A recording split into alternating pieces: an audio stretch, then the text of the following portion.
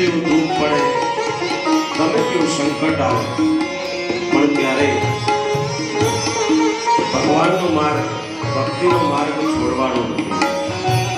પણ આપણે તો શું કરીએ, છે દુઃખ આવે, કઈ ગયો તારો ભગવાન, એમ કે ભગવાનને ભૂલી જઈએ. પણ સોનું હોય ને, સોનાની 4 વખત કસોટી થાય.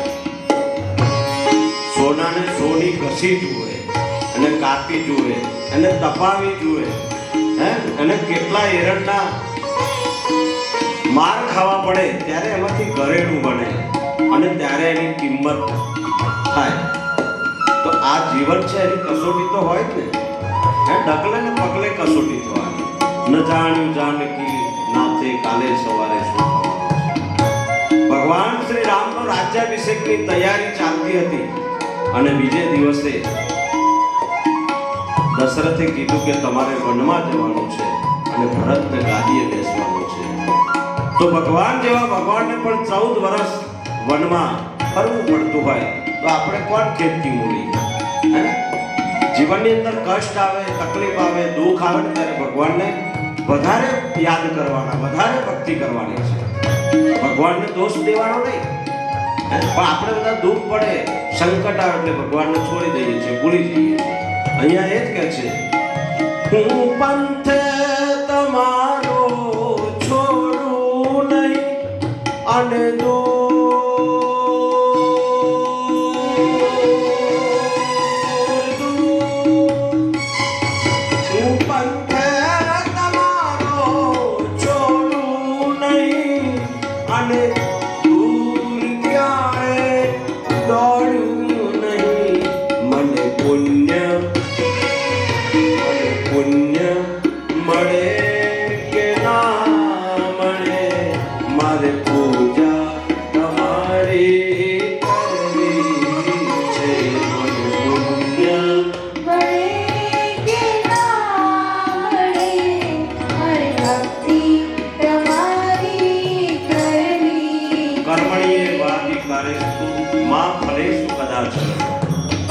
શ્રીમદ ભગવદ ગીતામાં ભગવાને કીધું છે કે કર્મ કરતો જા, ફળની આશા રાખીશ નહીં.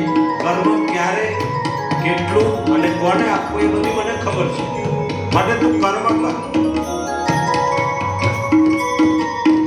અને બીજા શ્લોકમાં પણ કીધું છે કે અનન્યા ચિંતયન્તો મામ યે જના પર્યુપાસતે તેષાં નિત્યાભિયુક્તાનાં યોગક્ષેમં વહામિ.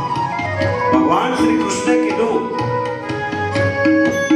કે તારો યોગક્ષેમ ચલાવવાની જવાબદારી મારી છે, પણ તું મારા રસ્તે ચાલ. મમ વર્તમાન વર્તન્તે. ભગવાને કીધું, અને સંતો મહાત્મા ઋષિઓ પણ કહે છે કે ભગવાનના માર્ગે જો આપણે એક ડગલું ભરીએ ને તો ભગવાને વરદાન આપ્યું છે આપણને, યોગક્ષેમં વહામિ. તું મારા માટે, મારા રસ્તે એક ડગલું ભરીશ ને હું 10 ડગલા ભરવા માટે તૈયાર છું. ભગવાન આપણું વરદાન આપ્યું, પણ આપણે શંકા કરવાનો સ્વભાવ છે. વાતે વાતે શંકા કરવી.